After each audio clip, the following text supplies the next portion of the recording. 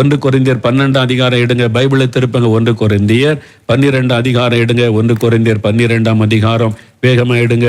அதுல 9வது வசனம் பாருங்க. 1 கொரிந்தியர் 12 அதிகாரம் 9ஆம் வசனம் நீங்க பாருங்க. ஆவிக்குரிய வரங்கள்ல ஒரு வரம் அங்கே தெளிவா சொல்லப்படுகிறது. அது என்ன வரம்? நேற்றுக்கு நம்ம தியானித்தோம், விசுவாசம். விசுவாசம் என்கிற வரம். இந்த விசுவாசத்துல 3 வகையான விசுவாசம் சொன்னேன். பொதுவான விசுவாசம், காமன் ஃபைத், இயேசுவை ஆண்டவர் ரட்சகர் என்ற விசுவாசத்தை ஏற்றுக்கொள்ளுவது, நம்முடைய அனுதின தேவைக்காக சுகத்துக்காக ஒரு விசுவாசித்த அற்புதங்களை பெற்றுக்கொள்ளுவது. எல்லாருக்குள்ள அந்த விசுவாசம் இருக்கிறது. யாருமே விசுவாசம் இல்லைன்னு சொல்லாதங்க. தேவன் ஒவ்வொருவருக்குள்ளும் பகிர்ந்த விசுவாசம் என்று வேதத்தில் சொல்லப்படுகிறது. உங்களுக்குள்ள இருக்கிற விசுவாசத்தை நீங்கள் சந்தேகப்படுவதுதான் அவிசுவாசம். அந்த விசுவாசத்தை பயன்படுத்தி ஜெபிச்சிட்டீங்கன்னா அற்புதம் நடந்துவிடும். ரொம்ப சிம்பிள். வசனம் சொல்லுகிறது.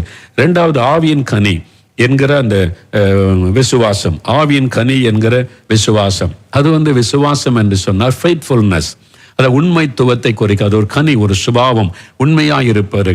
அது மாதிரி காரியத்தை நேற்றுக்கு சொல்லியாச்சு. 3வது ஆவியின் வரம். இந்த வரம் செயல்படும் போது இயற்கைக்கு மேற்பட்ட அற்புதம் நடக்கும். அந்த இயற்கைக்கு மேற்பட்ட காரியத்தை செய்ய அந்த வரம் நம்மை தூண்டி எழுப்பும்.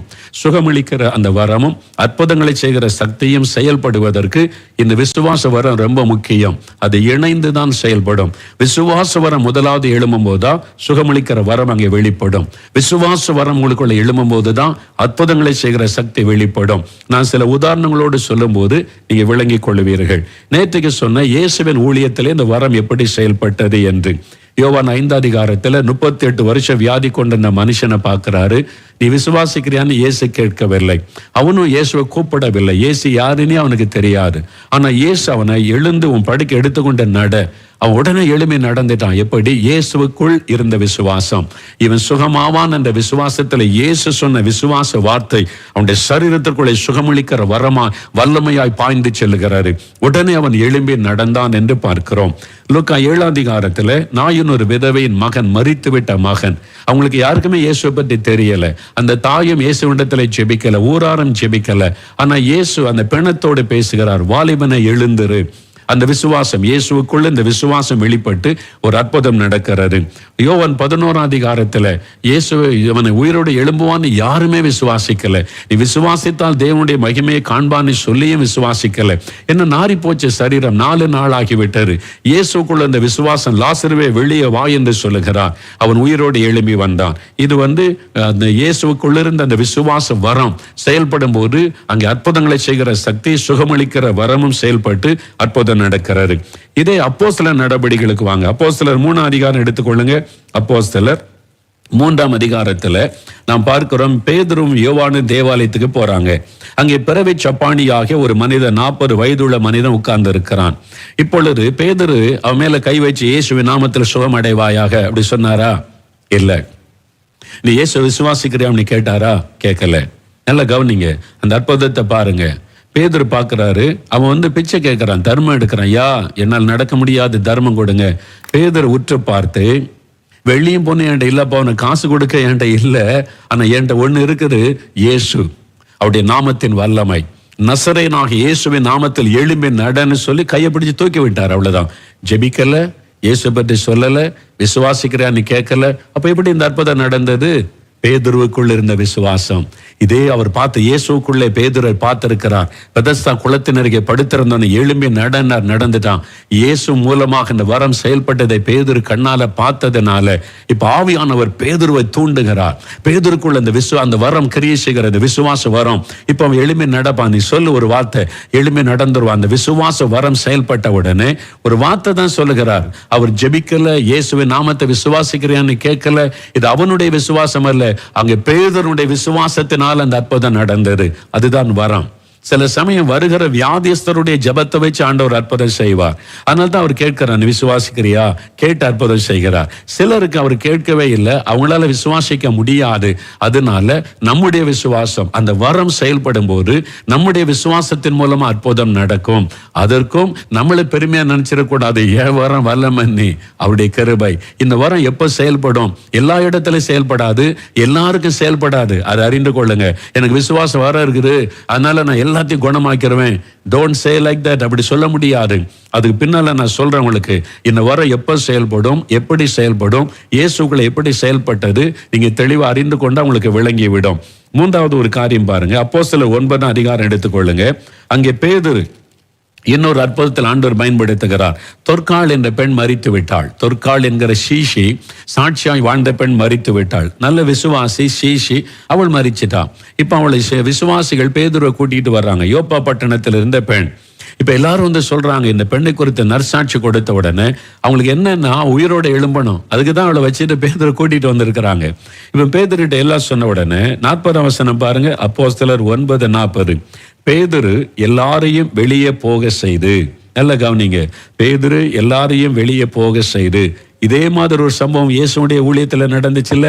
யவீருவின் மகளை குணமாக்க வந்த போது பெண்ணினுடைய தாய் தகப்பனை தவிர எல்லாரையும் வெளியே போக சொல்லிட்டாரு. பேதுரு, யோவான், யாக்கோபு மட்டும் இருக்கிறாங்க. அந்த குழந்தையினுடைய தாய் தகப்பன் மற்ற எல்லாரையும் வெளியே போங்கன்னு சொல்லிட்டார், விரட்டிட்டார், எல்லாத்தையும் போக சொல்லிட்டார். நீங்க அதுக்கான காரணம் நான் பின்னால சொல்லுகிறேன். பேதுரும் அதே செய்கிறார், எல்லாம் போங்க, எல்லாத்தையும் போயின்னு அவங்க அழுதுகிட்டு இருப்பாங்க, ஆளுக்கு ஒன்று சொல்லிக்கிட்டு இருப்பாங்க. இது விசுவாசத்துல நடக்க வேண்டிய விஷயம். விசுவாசித்தாதான் ஆண்டவர் அற்புதம் செய்ய முடியும். அப்போ வந்து அவர் கதவை மூடிட்டு, நல்ல கவனிங்க, பேதுரு எல்லாரையும் வெளியே போக செய்து முழங்கால் படியிட்டு ஜெபம் பண்ணி. நல்ல கவனிங்க, இப்ப பிணம் அவருக்கு முன்னால இருக்குது. ஒரு பெண் மரிச்சு விட்டா, விசுவாசி, அவங்க எழும்பினா நல்லா இருக்கும்னு எல்லாரும் எதிர்பார்க்கிறாங்க. பேதுருவை கூட்டிட்டு வந்திருக்கிறாங்க. பேதுரு எல்லாரையும் போக சொல்லி தனியா முழங்கால் படியிட்டு அப்போ இயேசுவை பார்க்க, இந்த பிணத்தை அவர் பார்க்கல. நல்ல கவனிங்க, முதலாவது அவங்க அந்த மரித்து கிடக்கிற பெண்ணை பார்க்கல. முதலாவது அவருடைய கண்கள் கர்த்தரை நோக்குகிறாரு. ஆண்டவரே, வாட் இஸ் யுவர் வில், உம்முடைய சித்தம் என்ன? ஆண்டவரே, நீங்க என்ன நினைக்கிறீங்க? இவங்க எல்லாம் நிக்கிறாங்க, அதனால நீங்க எழுப்புனாதான் உங்களுடைய நாம மகிமைப்படும். இவங்க எழுப்புனா இன்னும் உடைய ஊழியம் நடைபெறும். பேதுரு ஜெபித்திருக்க வேண்டும். நான் எடுத்துட்டேன், அவருடைய காலம் முடிந்ததுன்னு பிதா சொன்னாலும், இல்ல ஆண்டவரே, நீங்க வந்து அன்னைக்கு யவீருவின் மகளை எழுப்புனீங்களே, லாசரு முடிந்து போனதுதான், ஆனா எழுப்புனீங்களே, உங்களுடைய நாம மகிமைப்பட்டதில்ல. இவ எழுப்பப்பட்டா உங்களுடைய நாம மகிமைப்படும், உங்களுடைய ஊழியம் நடக்கும், உங்களுடைய நாமத்தை ஜனங்க அறிவாங்க. அதனால நீங்க எழுப்பணும். ஃபைட் பண்ணி அவர் ஜெபம் பண்ணுகிறார். ஒரு போராட்ட ஜெபம் பண்ணி இருக்கணும். ஜெபம் பண்ணி அவர் ஆண்டவரிடத்துல போராடி இருக்கணும். ஆண்டவர் சொல்றார், இல்ல வாழ்க்கை முடிந்ததை நான் எடுத்துக்கொண்டேன், இல்ல அவ வந்தா உங்களுடைய நாம மகிமைப்படும், உங்களுடைய ராஜ்யம் கட்டப்படும், அதனால நான் கேட்கிற ஆண்டவரை திருப்பி அனுப்பணும். அவர் ஃபைட் பண்ணி ஜெபிச்சு பிதா சித்த அறிஞ்சிட்டார். ஓகே பேதுரு, உன் ஜெபம் கேட்கப்பட்டது. அதன் பிறகுதான் நீங்க பாருங்க, பிரேதத்தின் புறமாய் திரும்பி. வசனத்தை நல்ல கவனிங்க, முதலாவது ஆண்டவர் பார்க்கிறார். தேவ சித்தத்தை அறிந்து கொண்ட உடனே பிரேதத்தின் புறமாய் திரும்பி. இங்கதான் ஒரு அற்புதம் நடக்கிறது. தேவ சித்தம் வெளிப்பட்ட உடனே விசுவாசம் வரம் கிரியை செய்யும். நல்லா அறிந்து கொள்ளுங்க, தேவனுடைய சித்தம் வெளிப்பட்டாதான் அந்த விசுவாசம் வரவங்களுக்குள்ள எழும்பி வர வரை உணர முடியும். உடனே பிரேதத்தின் புறமாய் திரும்பி, ஒரு தபித்தாளே எழுந்திரு, அவ்வளவுதான், சிம்பிள். கை வைத்து ஜெபித்து கொண்டிருக்கல, போராடி கொண்டிருக்கல, போராட்டம் தேவனோட போராடி பதிலை பெற்றுக்கொண்டு சிம்பிளா ஒரு வார்த்தை, தபித்தாளை எழுந்திருக்கிற, உடனே எழும்பி விட்டாள், அவ்வளவுதான். அப்ப இந்த வரம் செயல்படுகிற விதம், நாம் ஒரு ஊழியக்காரன் எப்படி செயல்படணும் எல்லாம் நீங்க கவனிக்கணும். வசனத்தை நல்லா கவனிக்கணும், சரியா? இந்த அற்புதம். மூன்றாவது ஒரு அற்புதம் பாருங்க, 9 அதிகாரத்திலேயே இந்த அந்த அப்போஸ்தலர் 9:32 35 பாருங்களேன். 32 பேதுரு போய் எல்லோரையும் சந்தித்து வருகையில் அவன் லித்தா ஊரிலே குடியிருந்த பரிசுத்தவான்களிடத்திற்கு போன. லித்தான்ற ஒரு ஊர் இருக்குது, அதுதான் இன்னைக்கு டெல் அவீவ். இஸ்ரேமில், இஸ்ரேல் தேசத்துல டெல் அவீவ்னு சொல்றாங்க பாருங்க, அது பேர் அதான் லித்தான்ற ஊர். அந்த ஊர் அப்போ வந்து ஒரு சின்ன ஊரா இருந்தது, இன்னைக்கு டெல் அவீவ். அங்கதான் நடந்தது. லித்தா ஊரில் குடியிருந்த பரிசுத்தவான்களிடத்திற்கு பேதுரு போகிறார். அங்கே 8 வருஷமாய் கட்டிலின் மேல் திமிர்வாதமாய் கிடந்த ஐனேயா என்னும் பேருள்ள ஒரு மனுஷனை பேதுரு பார்க்கிறார். பேதுரு அவனை பார்த்து, ஐனேயாவே, இயேசு கிறிஸ்துவனை குணமாக்குகிறார், நீ எழுந்து உன் படுக்கையை நீயே போட்டுக்கொள் என்றான். உடனே அவன் எழுந்திருந்தான். நல்ல கவனிங்க இந்த அற்புதம். பேதுரு அவர் மேல கை வச்சாரா? என்ன பூசினாரா? ஜெபம் பண்ணினாரா? முழங்கால் பட்டு போராடினாரா? ஒன்னும் செய்யல. ஒவ்வொரு அற்புதத்தை நீங்க தெளிவா கவனிக்கணும். ஆவியானவர் எப்படி செயல்படுகிறார், அந்த வரம் எப்படி செயல்படுகிறது. இங்க லித்தா, அதனால விளைவு என்ன தெரியுமா? 35ஆம் வசனம், லித்தா சாரோனில் குடியிருந்த திரளாந்த அவங்க அதை கண்ட எல்லாரும் இயேசுவிடத்திலே மனம் திரும்பி அவங்க ரட்சிக்கப்பட்டாங்கன்னு வசனம் சொல்லுகிறார். அதுக்குதான் அந்த அற்புதத்தின் விளைவு திரள் கூட்ட மக்கள் ரட்சிக்கப்பட. இப்ப பேதுரு பார்க்கிறாரு, அவன் 8 வருஷமா படுக்கையில கிடக்கிற ஒரு மனிதன் நடக்க முடியாம, அவர் கை வைக்கல, ஜெபம் பண்ணல, எண்ணெய் பூசல, அவர் பேசுகிறார். இயேசு கிறிஸ்து உன்னை குணமாக்குகிறார். நீ எழுந்து உன் படுக்கை நீயே போட்டுக்கொள், அவ்வளவுதான். உடனே அவன் எழுந்திருந்தான். அந்த விசுவாச வரம் செயல்பட்டு அந்த விசுவாச வார்த்தை போன உடனே சுகமளிக்கிற வல்லமை அவனை தொடுகிறது. உடனே அவன் எழும்பி நடந்தான். இந்த அற்புதம் நடந்த விதத்தை பாருங்க. அப்ப இதுதான் நீங்க ரொம்ப கவனமா நம்ம பார்க்கணும். அப்போஸ்தலர்கள் இந்த விசுவாசம் எப்படி நமக்கு, இயேசுக்குள்ள எப்படி இந்த விசுவாசம், பேதுருக்குள்ள எப்படி இந்த விசுவாசம் வந்தது, இப்ப அதை தான் அறியணும். அந்த விசுவாசம் வர நமக்குள்ள எப்படி எப்ப கிரியை செய்யும்? முதலாவது அறிந்து கொள்ளுங்க 2 காரியம். ஒன்று, தேவ சித்தத்தை நீங்க அறிந்து கொண்டால்தான் அந்த விசுவாச வரம் உங்க மூலமா செயல்படும். To know the will of God. முதலாவது இந்த காரியத்துல தேவ சித்தம் என்ன முதல்ல நீங்க அறியணும். தேவ சித்தம் தெரியாம எங்களுக்கு விசுவாசம் இருக்குன்னு எல்லாத்தையும் எழும்புன்னா ஒண்ணு நடக்காது. தயவுசெய்து அறிந்து கொள்ளுங்க. முதல்ல தேவ சித்தம் என்ன என்பதை அறியணும். இயேசு அதை அறிந்தார். ஒன்று, யோவான் 11ஆம் அதிகாரத்துல லாசருவை உயிரோடு எழுப்பினாரா? 4 நாள் நாரி போன பிறகு இயேசு உயிரோடு எழுப்பினாரா? இயேசுக்குள்ள எப்படி அந்த விசுவாசம் வந்தது தெரியுமா? நல்லா பாருங்க. 4ஆம் வசனம், யோவான் 11:4 முந்தின வசனம் 3-4 வாசிக்கிறேன். பேதுரு, அதாவது லாசரு வியாதியாயிருந்தான். அப்பொழுது அவனுடைய சகோதரிகள், ஆண்டவரே நீர் சிநேகிக்கிறவன் வியாதியாயிருக்கிறான் என்று சொல்ல அவனிடத்திற்கு ஆள் அனுப்பினார்கள்.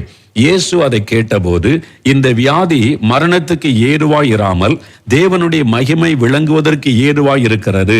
தேவனுடைய குமாரனும் அதனால் மகிமைப்படுவார். இயேசு 4 நாளைக்கு முன்னாலே அப்பவே சொல்லிட்டார், இது மரணத்துக்கு ஏதுவான வியாதி இல்ல, தேவனுடைய நாமம் அதில் மகிமைப்படும். தேவ சித்தத்தை இயேசு அறிந்து கொண்டதுனால அவருக்குள்ள இந்த விசுவாசம் பலமாய் எழும்பினது. இது எப்படி அறிந்து கொண்டார்? அதுக்குதான் இயேசு அதிகாலையில் எழும்பி பிதா கிட்ட போய் நின்றார். இன்னைக்கு நான் எந்த ஊருக்கு போனோம், யாருக்கு அற்புதம் செய்யணும், யாரை தொடணும், யாருக்கு விடுதலை கொடுக்கணும், பிதாவானவர் அந்த சித்தத்தை வெளிப்படுத்தினதுனால ஒரு பெரிய விசுவாசம் அந்த அவருக்குள்ள அந்த வரம். அப்பதான் அந்த தேவனுடைய விசுவாசம் அவருக்குள்ள வருகிறது. அப்பதான் அந்த விசுவாசம் வர செயல்படும். தேவ சித்தத்தை அறிந்து கொண்டதுனால தைரியமா லாசருவை எழும்பி வா, இது தேவ சித்தம், அது ஆண்டவர் ஏற்கனவே வெளிப்படுத்தி விட்டார். யோவான் 5ஆம் அதிகாரத்துல பாருங்க. யோவான் 5ஆம் அதிகாரம் 19. யோவான் 5ஆம் அதிகாரத்தில் ஒரு மனுஷனை இயேசு சுகமாக்கினார்ல தன்னுடைய விசுவாசத்தை வைத்து. அதே அதிகாரத்துல 19-20 இந்த வசனங்கள் பாருங்க. யோவான் 5ஆம் அதிகாரம் 19-20 திருப்பங்க பைபிளை நீங்க வசனத்தை கவனிங்க. எப்படி இந்த வரம் கிரியை செய்து இயேசுக்குள்ள எப்படி இது வெளிப்படுகிறது? யோவான் 5ஆம் அதிகாரம் 19-20. அப்பொழுது இயேசு அவர்களை நோக்கி, மெய்யாகவே மெய்யாகவே நான் உங்களுக்கு சொல்லுகிறேன், பிதாவானவர் செய்ய குமாரன் காண்கிறது எதுவோ அதுவே அன்றி வேறு ஒன்றையும் தாமாய் செய்ய மாட்டார். இயேசு சொல்றார், ஒருத்தருக்கு விடுதலை கொடுக்கணும், சுகமாக்கணுமானா நான் பிதாவானவர் அதை செய்து காண்பிப்பார். இன்னைக்கு இந்த கிராமத்துக்கு நீங்க போனோம், நீங்க இந்த மாதிரி படுக்கையில் இருப்பாங்க, நடக்க வைக்கணும், கட்டுகள் இருப்பாங்க, விடுதலை கொடுக்கணும், இந்த குஷ்டரோகியை தொட்டு குணமாக்கணும், எல்லாம் பிதா கிட்ட இருந்து அவங்களுக்கு கட்டளை வந்துவிடும். அதிகாலையில காத்திருந்து ஜெபித்து தேவ சித்தத்தை அவர் உள்வாங்கிக் கொள்வார். பிதாவானவர் செய்ய குமாரன் காண்கிற தேவன் தரிசனத்துல எல்லாம் காமிச்சிருவார். இன்னைக்கு நாயனூருக்கு போனோம், ஒரு பிணத்தை கொண்டு வருவாங்க, வாலிபன், நீங்க தொடணும், அவனை எழும்புங்கன்னு சொல்லணும், எழும்பிடுவான். முன்கூட்டிய பிதாவானவர் இயேசுக்கு தெரியப்படுத்தி விட்டார். அதான் அவருடைய அனுபவம். அடுத்த வசனம் பாருங்க. பிதாவானவர் குமாரனிடத்தில் அன்பாயிருந்து தாம் செய்ய போகிறவைகளை எல்லாம் அவருக்கு காண்பிக்கிறார். பிதாவானவர் எல்லாத்தையும் அவருக்கு காண்பிக்கிறார். இன்னைக்கு நாயனூர்ல என்ன நடக்கும், பெதஸ்தா குளத்தினருக்கு என்ன நடக்கும், சிலவம் குளத்துல என்ன நடக்கும், எரிகோவில் என்ன நடக்கும், இந்த வழியா தான் நீங்க போகணும், அங்க என்ன நடக்கும், நீங்க இந்த கிணற்றினர் உட்கார்ந்தா என்ன, ஒரு பெண் வருவார், ரட்சிப்புகளை நடத்து, எல்லாம் பிதாவானவர் பிளான் போட்டு கொடுப்பார். அதை இயேசு உள்வாங்கி கொண்டு அதன்படியே செயல்பட்டார். இதுதான் ரகசியம். அப்ப ஊழியர்கள், தேவ பிள்ளைகள் நம்ம இஷ்டத்துக்கு ஊழியம் செய்யக்கூடாது. நம்ம இஷ்டத்துக்கு நான் இவனை குணமாக்கிறேன் அவனை குணமாக்கிறேன் சவால் விடக்கூடாது.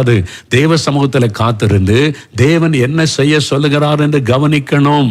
இன்னைக்கு நான் யாருக்காக ஜெபிக்கணும், யாரை தொடணும், யாருக்கு ஆண்டவர் அற்புதம் செய்யணும், அவங்க அப்பதான் அந்த குணமளிக்கிற வரம் கிரியை செய்யும். அதுதான் அந்த வரங்கள் உங்க மூலமா செயல்பட்டு அற்புதங்களை கொண்டு வரும். அந்த தேவ சித்தத்தை முதல்ல அறியணும். அதுக்கு தான் நீங்க காத்திருந்து ஜெபிக்கணும். ஒரு கூட்டத்துக்கு போகும்போதுனால உபவாசம் பண்ணி காத்திருந்து ஜெபிக்க சொல்லுவதே நோக்கம். அதுதான் ஒரு ஞாயிற்றுக்கிழமை ஆராதனைக்கு போறதுக்கு முன்னால உபவாசம் பண்ணி காத்திருந்து ஜெபிக்க சொல்லுவதன் ரகசியம் அதுதான். அவர் கூட்டத்துல மேடையில ஏற முன்னால பல மணி நேரம் காத்திருந்து ஜெபிப்போம். நான் ஒரு நற்செய்தி கூட்ட ராத்திரில பேசுறேன்னா அந்த நாள் முழுவதும் யாரையும் பார்க்க விரும்புவதில்லை. காலையிலேருந்து உபவாச ஜெபத்தில் கிட்டத்தட்ட 4 மணி நேரம் மத்தியானத்துக்குள்ள நான் ஜெபித்து முடிக்க வேண்டும். மத்தியானம் சாப்பிட்டுட்டு கொஞ்சம் ஓய்வெடுத்த பிறகு மறுபடியும் ஒரு 2 மணி நேரம் ஸ்டேஜில் ஏற முன்னாலே ஜெபிக்கணும். ஆண்டவர் என்ன சொல்லுகிறார், ஆண்டவரே இந்த மக்களுக்கு என்ன செய்தி கொடுக்கணும், என்ன மாதிரி அற்புதம் செய்ய போறீங்க, நீங்க யாரை தொட போறீங்க, நீ காத்திருந்து ஜெபிக்க ஜெபிக்க ஜெபிக்க ஜெபிக்க ஆவியானவர் சொல்லுவார், இந்த காரியத்துக்கு ஜெபம் பண்ணு, இந்த மாதிரி மக்கள் வருவாங்க. ரூம்லயே சில பெயர்லாம் வெளிப்படும், இன்ன பெயர் உள்ளவங்க வருவாங்க, அவங்க இன்ன பிரச்சனை உள்ளவங்க வருவாங்க, இவங்களெல்லாம் நான் தொட விரும்புகிறேன். அவர் சொல்லுவார், நான் தொட விரும்புகிறேன், நான் சுகமாக்க விரும்புகிறேன், அது நீ செய்யணும். சரி ஆண்டவரே. இதான் ஊழியம், அதுதான் என்னுடைய அனுபவம். இது சும்மா அப்படி நடக்கிற மேஜிக் கிடையாது. தேவ சமூகத்துல காத்திருக்கணும். இயேசு அதனால தான் அதிகாலையில போய் பிதாகிட்ட காத்திருந்தார். செய்து முடித்த பிறகு சாயங்காலத்துல மலையில போய் பிதாகிட்ட, ஆண்டவரே நீங்க சொன்ன வேலையெல்லாம் செய்து முடிச்சிட்டேன். இதான் ஊழியம், இதான் ஆண்டவர் எதிர்பார்க்கிறாரு. ஒவ்வொரு நாள் கூட்டம் முடிஞ்ச பிறகு தேவ சமூகத்துல வந்து, ஆண்டவரே நீங்க சொன்ன மாதிரி நான் செய்திருக்கிறேனா, எங்கேயாவது மிஸ்டேக் விட்டுட்டேனா என்னை மன்னிச்சிருங்க ஆண்டவரே. சில மிஸ்டேக் ஆண்டவர் காமிப்பார், நீ இந்த தவறை விட்டுட்ட, இந்த மீட்டிங்ல இது கரெக்டா செய்த ஆண்டவர் சொல்லுவார். தவறுக்காக வருந்தி மன்னிப்பு கேட்டு இனி அந்த தப்பை நடக்காம என்னை வழி நடத்துங்க அப்படின்னு சொல்லி. அப்ப அந்த அப்பதான் அந்த விசுவாசம் அப்ப மீட்டிங்கு ஜெபம் பண்ணிட்டு ஸ்டேஜுக்கு வரும்போது இந்த விசுவாசம் வரும், அப்படி பலமா எழுப்பி நிற்கும். இன்னைக்கு அற்புதம் நடக்க போகுது, ஜனங்க சுகமடைய போறாங்க. அந்த விசுவாசம் தெரியும்.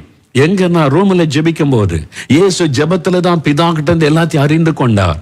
நீங்க அந்த மாதிரி ஜெபம் பண்ணி தேவ சித்தத்தை அறிந்து கொண்டா அந்த சமயத்துல ஒரு விசுவாசம் வரும் பாருங்க, சிங்கத்தை போல ஒரு தைரியமா நீங்க சொல்லுவீங்க, இந்த அற்புதம் நடக்குது, இவங்களை தொடுகிறார், அந்த அற்புதம் நடக்குது, நீங்க சொல்லுவீங்க, எழும்பி நட, விடுதலை உண்டாகி விடும்.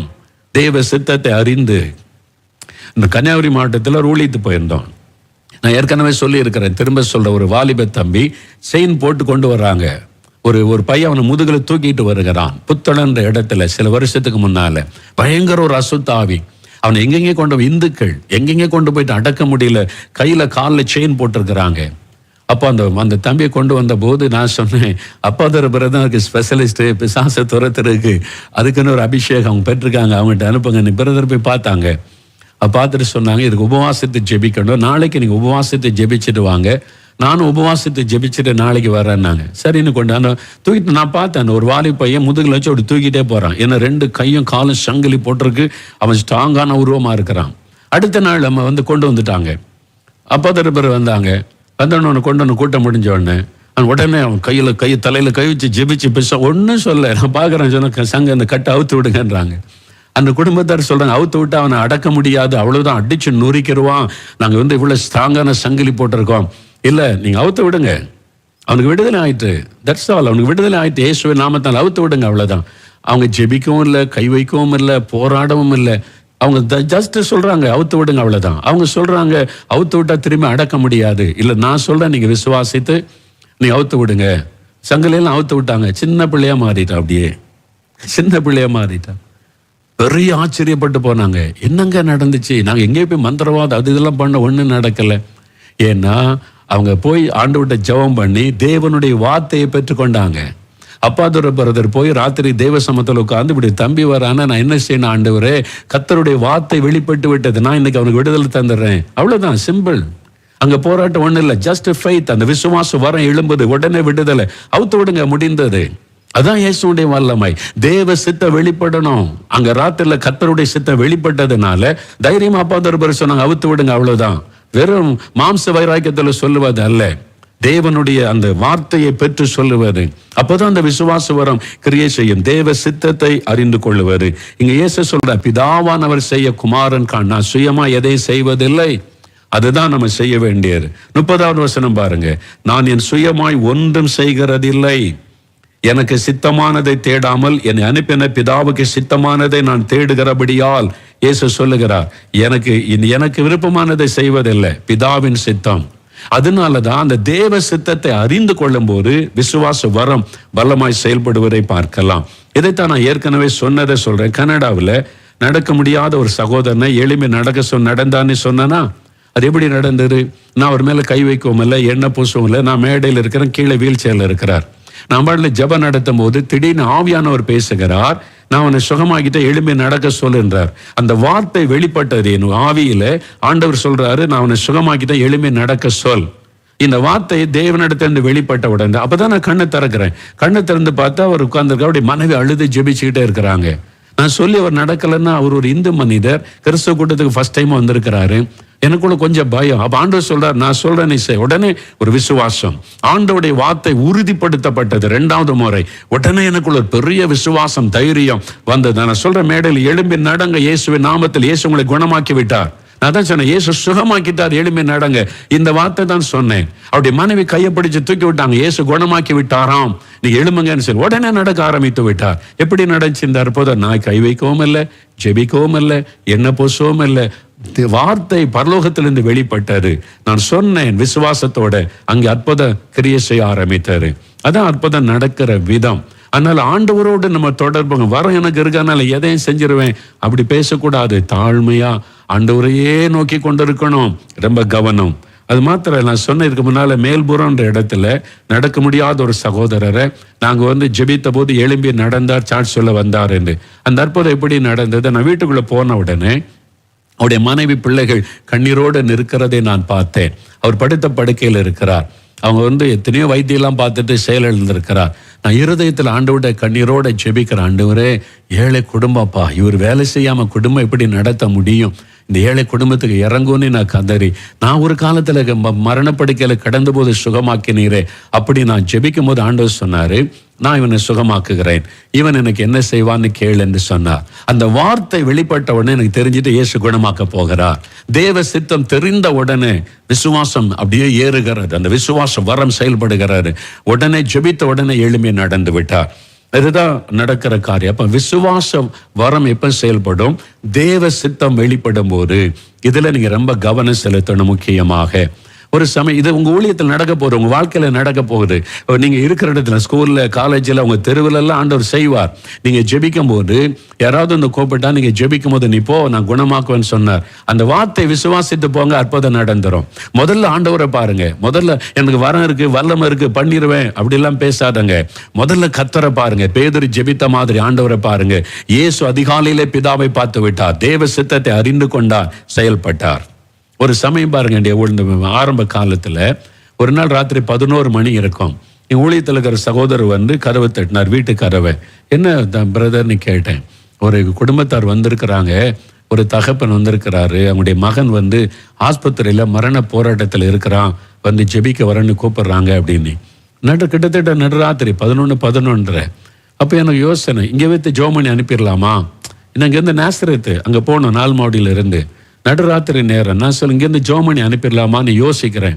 அப்போ ஆவியானவர் பேசுகிறார், இல்லை நீ போ அவங்க கூட போ.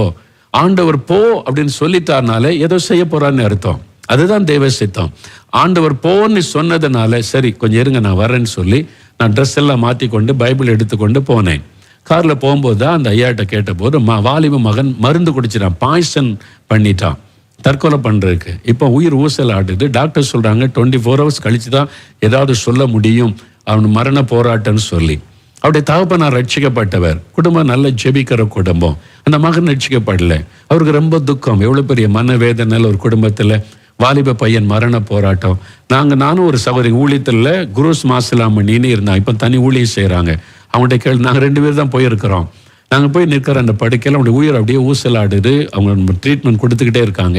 அவருடைய தாய் இப்போ சகோதரிலாம் அழுதுகிட்டே இருக்காங்க. சூழ்நிலை இப்போ நான் பார்த்துக்கிட்டே இருக்கேன். நம்ம இந்த சூழ்நிலையில் ஆண்டவர் போன்னு சொன்னார். அப்போ ஏதோ ஒன்று செய்ய போகிறார், அவனுக்கு உதவி செய்ய போகிறார். இப்போ மரண போராட்டம்னு சொல்லி இப்போ ஆவியானவரை உள்ளத்தில் தூண்டுகிறார். ஒரு மரண ஆவி அவனோடு போராடுகிறது. இப்போ அவன் இறந்துட்டா அவன் நரகத்துக்கு போயிடுவான். சாத்தான், அவன் ரட்சிக்கப்படல, சாத்தான் நரகத்துக்கு கொண்டு போயிடலாம். அதனால ஒரு மரண ஆவியம் உயிரை எடுக்க போராடுது. அப்ப ஆண்டவர் சொல்லுகிறார், நீ போராடி பிசாசு கையிலேருந்து இந்த ஆத்மாவை மீட்கணும் அப்படின்னு சொன்னா அங்க ஜெபிக்கிற சூழ்நிலையே இல்லை. யாரும் எங்க கூட சேர்ந்து போராடுறதுக்கு ஆயத்தம் இல்லை, அழுதுகிட்டு தான் இருக்கிறாங்க. அப்ப இந்த சூழ்நிலையில எப்படி ஜெபிக்க? அதனாலதான் இயேசு வெளியே போச்ச நிலை வெளியே போங்க. அதனால தான் பேதுரு சொல்ல, நீங்க இருந்து அழுதுகிட்டே இருப்பீங்க, அற்புதம் நடக்காது, வெளியே போங்க அப்படின்னு சொல்ல. அழுத அற்புதம் நடக்காது, விசுவாசிக்கணும், வித்தியாசத்தை விளங்கி கொள்ளணும். நான் அவன்கிட்ட கேட்டேன், இவங்களை வெளியே போய் சொல்ல முடியாது. என்ன நர்ஸுமார் ட்ரீட்மெண்ட் கொடுக்குறாங்க, டாக்டர் செக் பண்றாரு, அங்கே எப்படி ஜெபிக்கிறாரு? அப்ப உடனே ஆண்டவர் ஒரு ஆலோசனை கொடுத்தார். இங்க தனியா ஒரு ரூம் கிடைக்குமா ஜெபிக்கிறதுக்குன்னு கேட்டேன். அந்த ஆஸ்பத்திரியில் அவங்க வச்சிருக்க ரூம்லயே ஒரு கிச்சன் இருக்குது. அது பயன்படுத்தாம கிடக்கு, அதுதான் கிடக்கு. லைட்டும் கிடையாது. அப்படி திறந்து இதான் ரூம் இருக்கு பிரதர், நான் கதவு திறந்து பார்த்தா கிச்சன், அது பயன்படுத்தாம பல மாசமா சும்மா கிடக்குது, அப்படியே தூசி அதுவுமா, லைட்டும் கிடையாது. இப்ப இது ஒண்ணுதான் வழி, நோ அதர் வே. அப்ப ஆவியானவர் சொல்றாரு, ஜெபம் பண்ணி, இது மரண போராட்டம், தெளிவா பேசுறாரு ஆண்டவர். அப்ப அந்த ஆத்மா ஆண்டவருக்கு வேணும். அந்த ஆத்மா மீட்டு எடுக்கணும். கர்த்தர் விரும்புகிற தேவ சித்தத்தை தெளிவா நான் உணர்ந்து கொண்டேன். நான் சொன்னேன், நம்ம 2 பேரும் சேர்ந்து ஜெபிக்கலாம் அப்படின்னு சொன்னோடனே நியூஸ் பேப்பர் வாங்கி, நான் சொல்றேன், நியூஸ் பேப்பர் அந்த தரையில விரிச்சு, நாங்க 2 பேர் முழங்கால் போட்ட கதவை சாத்திட்டு, நாங்க 2 பேர் முழங்கால் போட்ட, நான் சொன்னேன், மரண ஆவி போராடுது, இந்த வாலிபனுடைய ஆத்மா ஆண்டவருக்கு வேணும்னு சொல்றாரு, நம்ம போராடி தான் நம்ம எடுக்கணும். சரின்னு 2 பேரும் சேர்ந்து ஆவியில நிரம்பி ஜெபிக்கிறோம். அந்த வாலிபனுடைய மரணத்தை கொண்டு வர போராடுகிற ஆவியை எதிர்த்து நாங்க ஆவியில நிரம்பி ஜெபிக்க அந்த ஆவி வந்து எங்களோட போராடுது. ஏன்னா நம்ம தடுக்கிறோம், நம்ம ஜெபத்தினால சாத்தானுடைய திட்டத்தை தடுக்கிறோம். அந்த ஆத்மாவை நரகத்துக்குள்ள கொண்டு போக அவ்வளவு தீவிரமா சாத்தான் செயல்படுகிறான். நாங்க 2 பேரும் விடாம போராட, விட முடியாத பிசாசே, அந்த ஆத்மா இயேசுக்கு வேணும், அந்த ஆத்மாவுக்காக இயேசு ரத்தம் சிந்தினார், அந்த குடும்பம் அந்த மகனுக்காக பரிதபிக்கிறது, அந்த ஆத்மா இயேசுக்கு வேணும்னு நாங்க போராடுகிறோம். கிட்டத்தட்ட 1 மணி நேரம் நாங்க போராடி இருப்போம். ஆவில நிரம்பி அந்நிய பாஷையில ஜெபிச்சு போராட கடைசியில் ஆண்டவர் வெளிப்படுத்தி தேவ தூதன் இறங்கி வந்தான். அந்த சத்துருடைய கிரியை அழிக்கப்பட்டாரு. அதை அறிந்த உடனே சொன்னேன், ஆண்டவர் ஜெயம் கொடுத்துட்டார், இனிமே அவ்வளவுதான் வாங்கன்னு. நாங்கள் 2 பேரும் முழங்கால விட்டு எழுந்து அவன்கிட்ட வந்து தகப்பனாரை பார்த்து சொன்னேன், ஒன்றும் ஆகாது, உன் மகன் சாக மாட்டான், ஆண்டவர் விடுதலை கொடுத்துட்டாரு. ஆனால் அவன் சுகம் பெற்ற உடனே அவனை என்கிட்ட கூட்டிட்டு வாங்க. நான் ஆண்டவர்கிட்ட சொன்னேன், ஆண்டவரே, அவன் விடுதலை பெற்ற பிறகு நான் ரட்சிப்பை பற்றி அவனுக்கு சொல்லுவேன், அந்த ஆத்மாவுக்கு ரட்சிப்பை பற்றி நான் அறிவிப்பேன், ஆண்டவரே அதுக்காக எனக்கு ஒரு வாய்ப்பு கொடுங்கன்னு சொல்லி போராடி நான் ஜெபம் பண்ணினேன். அதன் பிறகு அந்த தகப்பனார் ஒரு ஜெபம் பண்ணிட்டு வந்துட்டோம். ஆண்டவர் ரூமில் ஜெபத்திலே விடுதலை தந்துட்டார். அவன் சுகமாகி அந்த தகப்பனார் அவனை கூட்டி கொண்டு வந்தார். நான் அவனுக்கு ஆண்டவரை பற்றி அவங்க அப்பா ரட்சிக்கப்பட்டு எவ்வளவு ஜெபிக்கிறாங்கன்னு சொல்லி அந்த ரட்சிப்பின் செய்தி சொல்லப்பட்டார். தேவன் ஒவ்வொரு ஆத்மாவை குறித்தும் இவ்வளவு கரிசனை உள்ளவர். அதனால நம்ம தேவ சித்தத்தை அறிந்துட்டா ஒரு விசுவாசம் எழும்பி வந்துடும். எதையும் நீங்க சாதிச்சிட முடியும். அந்த விசுவாசம், இது தேவ சித்தம், அவங்க விடுதலை ஆகணும், சுகமாகணும், தேவனிடத்துல அந்த வார்த்தை வெளிப்படணும். அப்போ அந்த விசுவாச வரம் பலமாய் கிரியை செய்யும். அப்போ ஒரு பெரிய உறுதி, எதை குறித்தும் பயப்பட மாட்டீங்க. அந்த ஜெபமே வித்தியாசமாய் இருக்கும். அந்த மாதிரி இந்த விசுவாசம் வரம் செயல்பட இன்னொன்னு மனதுருக்கம். அதை அடுத்த வாரம் நம்ம தியானிக்கலாமா? இந்த வாரத்துக்குள்ள இந்த வாரத்தை முடிச்சிருந்தேன் நினைச்சேன், ஆனா முடியலை. நம்ம நிறைய கற்றுக்கொள்றோம்ல, அடுத்த வாரம் அதை தியானிப்போம். மனதுருக்கம், அது 2 இருந்தாதான் அந்த விசுவாசம் வரம் பலமாய் கிரியை செய்யும். இப்ப நம்ம ஜெபிக்கலாமா? ஆண்டவரே, எனக்கு அந்த விசுவாச வரம் வேணும், அதுக்கு உம்முடைய சித்தத்தை நான் அறியணும், என்கிட்ட நீங்க பேசணும், ஆவியானவர் என் ஆவியில பேசணும், தேவ சித்தத்தை அறிகிற அறிவை எனக்கு வேணும், அந்த அபிஷேகம் எனக்கு வேணும், என்னையும் அப்படி நடத்தணும். யாருக்காக ஜெபிச்சாலும் நீங்க என்ன செய்ய போறீங்கன்னு எனக்கு தெரியப்படுத்தணும், நான் அதை அறிந்து கொள்ளணும், அடுத்து என்ன நடக்கும்னு எனக்கு வெளிப்படுத்துங்க. நம்ம ஜெபிக்கணும், சரியா? அப்போ நம்ம எல்லாரும் எளிமை நிற்கலாமா? எளிமை நின்று ஜெபிக்க போறோம். குட்டி பிள்ளைகள் கூட, ஆண்டவரே, நானும் இப்படிப்பட்ட மக்களுடைய விடுதலைக்காக ஜெபிக்கணும், சுகத்துக்காக ஜெபிக்கணும், என்னையும் நீங்க பயன்படுத்தணும், அந்த வரம் என் மூலமா செயல்படணும், அதற்கு தேவ சித்தம் எனக்கு வெளிப்படுத்தப்படணும், பரிசுத்த ஆவியானவர் ரகசியங்களை எனக்கு வெளிப்படுத்தி காண்பிக்கணும், அதற்கு காத்திருந்து ஜெபிக்க எனக்கு கிருபை தரணும். நீங்க கேளுங்க, ஒவ்வொரு ஊழியரும் கேளுங்க, ஆண்டவரே, நான் காத்திருந்து ஜெபிக்கணும். ஞாயிற்றுக்கிழமை புல்பீட்ல ஏறுவதற்கு முன்பாக குறைந்தது 3 மணி நேரமாவது முழங்கால நில்லுங்க. ஆண்டவர் என்ன செய்யறாருன்னு பாருங்க. ஒரு மேடையில சுவிசேஷத்தை அறிவிக்க ஏறி நிக்கிறதுக்கு முன்னால குறைந்தது 4 மணி நேரமாவது காத்திருந்து ஜெபித்து தேவன் என்ன சொல்றான்னு கவனிச்சுட்டு மேடையில ஏறுங்க. ஆண்டவர் எப்படிப்பட்ட அற்புதம் செய்யறாருன்னு பாருங்க. சோம்பேறிய தூங்கி எழும்பிட்டு விசுவாசம் இப்ப மேடையில பேசுறதுனால மேஜிக் எல்லாம் கிடையாது. ஏசு அப்படிலாம் செய்யல. அதிகாலை எழும்பி ஜெபம் பண்ணினார். பேதுரெல்லாம் முழங்கால ஜெபிக்கிறவர்கள், பவுல் எல்லாம் அவங்க ஜெபிக்கிறவங்க, போராடி மந்தாடி ஜெபிக்கிற அனுபவம் உள்ளவர்கள். ஏமாந்து போகாதங்க. சில சோம்பேறிகள் சொல்றதை வச்சு இதுதான் சத்தியம், இதுதான் வேதம், இதுதான் வசனம், வசனத்துல உங்களுக்கு விலைக்கு சொல்லி இருக்கிறேன், எல்லாம் ஆண்டவருடைய சமூகத்துல எழும்பி நில்லுங்க. ஒரு 2 நிமிடம் நம்ம ஜெபிக்க போறோம். ஆண்டவரே, இந்த அபிஷேகம் எனக்கு வேணும். பரிசுத்தாவினால் நிரப்பப்பட்டால் தேவ சித்தத்தை அறியலாம். ஒரு பாடல் மூலமா நம்ம கேட்க போகிறோம். பரிசுத்தாவினால் நிரப்பப்படுங்க, வரங்களினால் நிரப்பப்படுங்க. இன்னைக்கு கேளுங்க, சிறு பிள்ளைகள், வாலிபர்கள் கேளுங்க, ஆண்டவரே, எனக்கு அந்த வல்லமை தாங்க. நான் ஜெபம் பண்ணி தேவ சித்தத்தை அறிந்துதான் நான் ஸ்கூலுக்கு போகணும். நான் ஜெபம் பண்ணி தேவனோடு பேசின பிறகுதான் நான் காலேஜுக்கு போகணும். நான் ஜெபம் பண்ணி தேவ சித்தத்தை அறிந்துதான் நான் வேலைக்கு போகணும். அந்த அனுபவத்தை தாங்க ஆண்டவரே. இயேசுவை போல நான் அதிகாலையில் ஜெபிக்கணும். அந்த அபிஷேகம் எனக்கு வேணும். வரங்கள் வல்லமை என் மூலமா செயல்படணும். என்னை பயன்படுத்தணும். ஜெபிக்கிறீங்களா? எல்லாம் கண்களை மூடுங்க, வலதுகரம் வைத்துக் கொள்ளுங்க. அலைப்ப கைத்தட்டி பாடி அபிஷேகத்தை பெற்றுக்கொள்ள போறீங்க. ஹல்லேலூயா, ஹல்லேலூயா. Thank you Lord. ஜெபத்தோட விசுவாச வரங்களால் அபிஷேகம் செய்திடும் ஆவியானவரே, என்னை விசுவாச வரங்களால் அபிஷேகம் செய்து ஆவியானவரே, ஆவியானவரே, அன்பின் ஆவியானவரே, ஆவியானவரே, அன்பின் ஆவியானவரே, என்னை வல்லமை ஆவியால் அபிஷேகம் செய்து வரங்களை தாரும், வரங்களை தாரும் ஆண்டவரே. வல்லமையை தாரும் ஆண்டவரே. என் அபிஷேகம் பண்ணுங்க ஆண்டவரே. Thank you my Lord. Yes, thank you my Lord. ஆவியானவரே, அன்பின் ஆவியானவரே, ஆவியானவரே, அன்பின் ஆவியானவரே, என்னை அக்கினி ஆவியால் அபிஷேகம் செய்திடும் ஆவியானவரே, என்னை அக்கினி ஆவியால் அபிஷேகம் வாலிபர்களை அபிஷேகம் பண்ணும், சிறு பிள்ளைகளை அபிஷேகம் பண்ணும். ஆவியானவர் இறங்குவாராக, ஆவியினாலே நிரப்புவீராக, அக்கினி வீடுகளுக்குள்ள இறங்குவதாக. நிரப்புங்க ஆண்டவரே, வல்லமையினால் நிரப்புங்க ஆண்டவரே, வரங்களின் ஆவியினால் நிரப்புங்க, வரங்களினால் நிரப்புங்க. Fill everybody oh Lord, fill everybody oh Lord. இந்த மகளை நிரப்புங்க ஆண்டவரே, இந்த மகனை நிரப்புங்க ஆண்டவரே, சின்ன பிள்ளைகளை நிரப்புங்க, வாலிபர்களை நிரப்புங்க. அக்கினி இறங்கட்டும், அக்கினி இறங்கட்டும், வல்லமை வெளிப்படட்டும். இயேசுவின் நாமத்தில், இயேசுவின் நாமத்தில், இயேசுவின் நாமத்தில் அக்கினி, அக்கினி, அக்கினி வல்லமை இறங்கட்டும். நிரப்புங்க ஆண்டவரே, அக்கினி இறங்கட்டும் ஆண்டவரே, அக்கினியாய் மாற்றம். நிரப்புங்க, நிரப்புங்க. Thank you, thank you, thank you my Lord. நிரப்புங்க ஆண்டவரே. நன்றி, நன்றி, நன்றி ஆண்டவரே, நன்றி ஆண்டவரே. Thank you my Lord. நிரப்புங்க, நிரப்புங்க, ஒவ்வொருவரையும் நிரப்புங்க. இயேசுவின் நாமத்தினாலே அக்கினி இறங்கட்டும் ஆண்டவரே. நிரப்புங்க, வல்லமையினால், வரங்களினால் நிரப்புங்க. கேளுங்க, பெற்றுக்கொள்றீங்க ஆண்டவரே. ஆமென், ஆமென், ஆமென். தகப்பனே, ஒவ்வொருவரையும் நிரப்புங்க.